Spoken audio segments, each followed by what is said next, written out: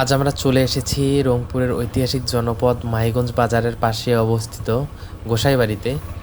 অনেকেই হয়তো এই জায়গাটির নাম শুনেছেন, আর অনেকের কাছে এই ইতিহাস তেমন জানা নেই।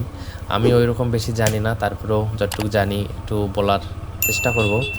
তো মাহিগঞ্জকে রংপুরের আদি শহর বলা হয়। ইতিহাসবিদদের মতে এক সময় এই এলাকাটি ছিল রংপুরের গুরুত্বপূর্ণ প্রশাসনিক ও বাণিজ্যিক কেন্দ্র।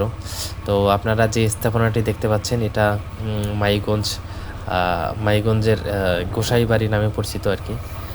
আর এখানে আমি শুনেছিলাম যে শীতলগিরি নামে গিরি সন্ন্যাসী এই দেবোত্তর রেসিস্টের ভিত্তি স্থাপন করে। আর ছবির বাম পাশে যে ছোট স্থাপনাটি দেখতে পাচ্ছেন বা গম্বুজযুক্ত স্থাপনাটি দেখতে পাচ্ছেন, এটি প্রাচীন মন্দির বা ঠাকুরঘর।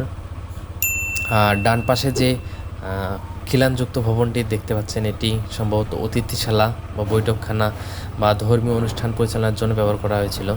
তো এটাই সম্ভবত যে তারা এখানে বৈঠকখানা হিসেবে ব্যবহার করতে সম্ভবত, অথবা ধর্মীয় অনুষ্ঠান পরিচালনার জন্য তারা মিটিং বলতে আর কি বৈঠক এইরকমই করতো। তো এক সময় পুরো এলাকাটি ধর্মীয় অনুষ্ঠান, পূজা পার্বণ, সামাজিক কর্মকাণ্ডের আয়োজন হতো, মানে বিশাল পরিসরে। তখনকার যারা জমিদাররা ছিল তারা এটা করতো। তো এমন ইতিহাস স্থাপনাগুলি শুধু একটি ভবন নয়, এগুলো আমাদের অতীতের মূল্যবান সাক্ষী। সঠিকভাবে সংরক্ষণ করা গেলে ভবিষ্যৎ প্রজন্মও রংপুরের এই সমৃদ্ধ ইতিহাস সম্পর্কে জানতে পারবে। তো আপনি যদি কখনো মাইগঞ্জে আসেন তাহলে এই ঐতিহাসিক গোসাইবাড়িটি ঘুরে যেতে ভুলবেন না। শান্ত পরিবেশ, পুরনো স্থাপত্য এবং শত বছরের ইতিহাস, আর সব মিলিয়ে জায়গাটি আপনাকে এক অন্যরকম অনুভূতি দিবে। তো আমি যখন মাঝে মাঝে এই দিক দিয়ে যাই তো এখানে একটু দাঁড়াই, থাকি, একটু ছবি তুলি, অথবা একটু এটা মানে একটু অনুভব করি আর কি আগেরকার ইতিহাসগুলো।